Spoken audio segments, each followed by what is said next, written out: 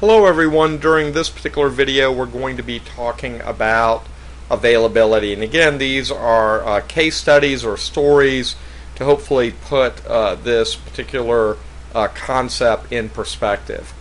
As legend has it, during the 1960s we were really in the infancy of using some of our computer systems.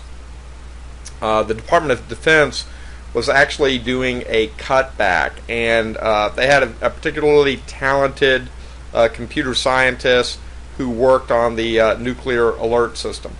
And as the story goes, they had given the particular individual about 6 months notice that his particular position was going to be eliminated.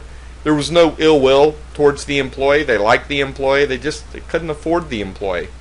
And so 6 months passed, the employee was let go, and about 3 days to 5 days later, on all of the computer screens at NORAD, a huge eye popped up and brought down the entire system.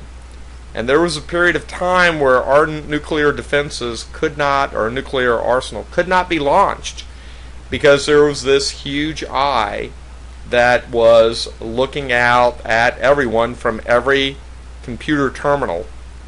And this is an example of an attack on availability. That system went down during that time. And the story was never widely publicized at the time because our nuclear defenses were effectively down for a couple of days until they were able to eliminate all the code that this gentleman had written during the 6 months period that he was given prior to termination. And it led to adding a new policy by which when those folks were let go, they would be met at the door with a box of their personal items. The next 2 to 3 months of their salary would be paid in advance. They need not work, but they were not going to allow them access back to a computer system.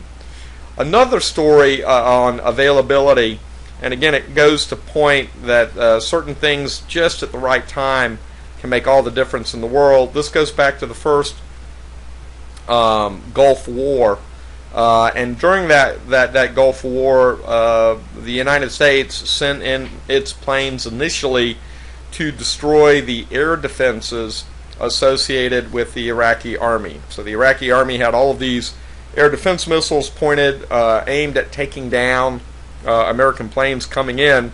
And again, the story goes that the United States built into the ROM of printers codes, a virus that would attack computers, and they built it into printers that would find their way into air defense site, and thus and there were very specialized printers back then. They were called dot matrix, and they were very high-speed dot matrix printers. So they were sold from a third party to the Iraqis. The Iraqis thought they were buying them from a neutral country, not from the United States.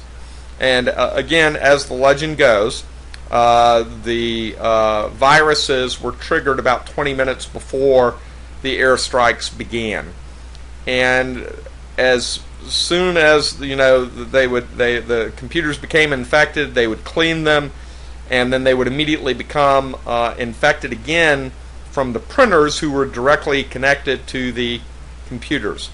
And so again, the story goes that they were fighting that at the time that the warplanes came in, and thus they were not very effective in launching those air defense missiles, especially those the ones from fortified facilities, because they were fighting a attack on the availability of those computer systems as the attack unfolded.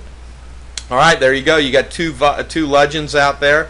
Now your challenge is to go and search the web and see, are these urban legends or are they true? Regardless, they should illustrate attacks against availability. Thanks so much for listening, and see you soon.